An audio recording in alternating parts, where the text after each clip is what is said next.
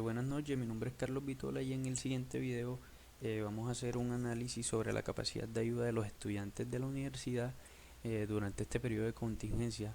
Bueno, primero que todo, definir cuál método de interpolación vamos a utilizar. En este caso simplemente fui descartando hasta llegar al más apropiado y este primero, que es el de tren o tendencia, lo descarté porque es utilizado cuando la distribución de los datos tienen un polinomio de grado superior. Estos de Topo to Raster porque preferiblemente se utilizan en análisis topográfico. Estos de Spline, digamos que son un tipo de Kriging, pero utilizando la covarianza de orden 1, y se utilizan en análisis cartográfico y de variables meteorológicas, lo cual no es nuestro caso. El de vecinos naturales simplemente o a criterio personal lo descarté porque haciéndolo se basa en muy de lleno en los valores de la característica que estamos analizando. En este caso trata de asignarles en su mayoría hasta un final es el valor que tiene. Entonces digamos que no es un análisis muy riguroso. Finalmente nos queda el del IW y el Kriging, y a pesar de que el método del IW es muy similar al Kriging, por dar peso a los valores más cercanos a un punto, y es muy rápido haciendo los cálculos, digamos que no es el más óptimo en nuestro caso porque tiende a producir patrones conocidos como los ojos de Wade, los cuales se distribuyen de manera radial y se alejan mucho de la realidad. Entonces eso no lo queremos. Finalmente me quedó el método del Kriging, que fue el cual elegí porque este cuantifica la estructura de los datos mediante semivariogramas y variogramas dependiendo del caso, y predice mediante interpolación. Esto lo hace utilizando la estadística previamente realizada.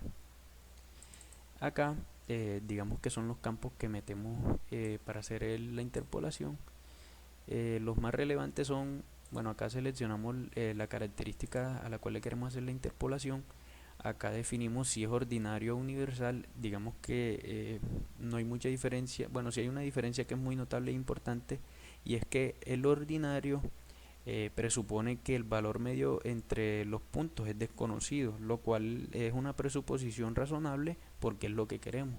Y el universal eh, supone que hay una tendencia establecida, pero esta tendencia se puede modelar mediante digamos, una fórmula matemática. No lo tenemos, entonces marcamos ordinal. Acá digamos que es el tipo de el modelo de semivariograma que queremos elegir. Acá podemos hacer un análisis previo a los datos, en este caso de nuestra característica, la cual vayamos a trabajar, o elegimos ordinario, y acá podemos observar el semivariograma de nuestros datos. Acá podemos nosotros a simple vista elegir cuál de todos estos se asemeja más a los datos. Yo, como no soy el más experto en este caso, simplemente no vi mucha diferencia, por lo cual dejé el que viene por defecto, que en este caso es el circular.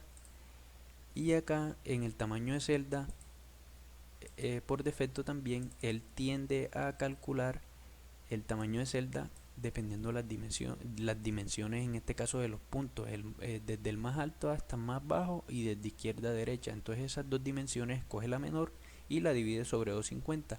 Yo, basándome en esto, digamos que si observamos en este caso, la mayoría de los puntos se encuentran en esta zona de las comunas de Medellín, por lo cual simplemente lo que hice fue eh, medir esta distancia de acá a acá, que da 12.000 en promedio, y medir esta distancia desde acá a acá, en este caso serían las dimensiones, y eso nos da como dato menor la dimensión de 12.000, la cual la dividí entre, perdón, creo que era 13.000, y la dividí sobre 250. Eso nos da aproximadamente 52, un valor de 50, lo cual lo redondeé a 50 y fue el valor que tomé. Acá en el tipo de radio está el fijo y el variable. Haciendo pruebas pude notar que es una especie de interpolación por buffer. Acá uno mete la distancia del buffer que uno quiere y los puntos que queremos que influyan sobre la interpolación. En este caso por defecto pone 12, lo dejamos así. Este fijo acá simplemente es lo mismo, solo que colocamos la distancia máxima y un número de mínimo de puntos. Él por defecto utiliza los más importantes. Bueno, en cuanto acá a la característica que utilicé para hacer la interpolación, me pareció interesante sumar todas estas que son las personas que requieren algún tipo de necesidad o tienen algún tipo de necesidad, y paralelo a ello sumar las que tienen disposición de donar bienes de primera necesidad, tecnología o vestuario. Acá podemos observar en la tabla las personas que requieren, donde 9 es porque se encuentra satisfecho, no requiere nada, y acá 6, pues en este caso 9, sería 9 el valor más alto, y serían las personas que tienen mayor disposición para donar. Aquí ninguna tiene 9, puesto que hay un factor que es el de prestar implementos de tecnología, pero no todo el mundo se siente como que seguro para esa actividad o para hacer ese préstamo. Bueno, acá podemos decir que el resultado a simple vista acá en estas zonas, ya sea en este de disposición o en requeridos, no es el del todo correcto, puesto que no hay información suficiente como para decir que ninguna persona en este caso tiene necesidad en esta zona. Ya tocaría hacer una toma o una recolección de datos para mirar si efectivamente aquí viven más personas y si nos podemos cerciorar en esta zona. Bueno, si nos concentramos acá donde hay mayores datos o mayores personas, podemos observar que donde hay mayores o índices de satisfacción es en las zonas donde hay mayor estratificación, en estas dos comunas, que es el sector de Envigado y del Poblado, y es donde quizás las personas no tienen ningún tipo de necesidad. Ya acá para la zona del sur podemos observar de que empieza a haber vulnerabilidad, y también para acá, para la zona norte de la ciudad.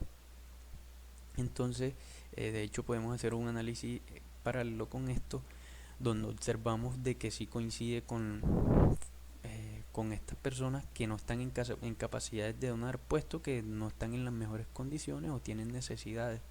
Estas son unas de las comunas más afectadas o con estratificación baja, entonces yo creo que es algo interesante. Otra cosa que empieza a jugar importancia es de que quizás estas personas que se encuentran en esta zona ya no empiezan a ser o a estar en las mejores condiciones, puesto que mencionan de que no están en condiciones de donar. Entonces no es que se encuentren, digámoslo así, en las mejores condiciones. Entonces con donde empiece a haber una mayor gravedad del asunto y a propagarse más esto, de pronto ya sí la cosa puede cambiar, digámoslo así. Entonces, otra cosa que me parece interesante es analizar es la relación de los datos, y es que si nosotros vemos aquí a simple vista, decimos, bueno, una persona que se encuentra aquí es porque no tiene necesidad y tiene un nivel de satisfacción bueno. Entonces lo podemos corroborar y efectivamente esta persona tiene un nivel de satisfacción bueno. Y si lo hacemos con estos datos de acá que ya empiezan a tener vulnerabilidad, yo creo que si cogemos, no sé, este, acá podemos observar que efectivamente esta persona ya empieza a tener vulnerabilidad. Entonces, algo que me pareció interesante es que lo mismo no pasa acá en la zona norte. Entonces ya ahí es donde nosotros nos preguntamos por qué. Y es que si nosotros vemos estos datos de acá, a simple vista nosotros decimos, bueno, todas estas personas que están acá deben tener algún tipo de necesidad o se encuentran vulnerables. Y no pasa así. Estas personas, por ejemplo, esta de acá, si nos vamos a requiere, dice que se encuentra satisfecho. Lo mismo pasa con eh, con esta persona de acá, creo. Dice ser estar satisfecho. Con esta de acá también se encuentra satisfecho. Esta de acá de alguna manera tampoco tiene necesidad. Entonces es ahí donde empieza a jugar la importancia de la relación de los datos. Y es que mira, ya acá una persona ya empieza a tener algún tipo de necesidad. De hecho esta de acá ya empieza a tener más necesidades, por lo cual aquí se juega esa relación o ese modelo donde se predice que esta zona de la ciudad sí hay necesidades. Entonces es algo interesante. Y ya para finalizar, me parece interesante que, no sé, en este caso la autoridad competente, que sería la universidad, si quiere ayudar de alguna manera a las personas más vulnerables, es haga un análisis más detallado, quizás buscando o determinando la ruta más óptima desde cada una de estas personas. Veámoslo acá, que son las más vulnerables, desde cada una de estas cuatro, desde cada una de estas personas hasta las personas que tienen disposición de donar. Donde yo propongo que posteriormente se haga un análisis de red donde se le asignen peso a cada una de estas personas que quiera ayudar, dependiendo de la necesidad de que estas otras personas tengan. Eso es todo, me pareció muy interesante el análisis y muchas gracias.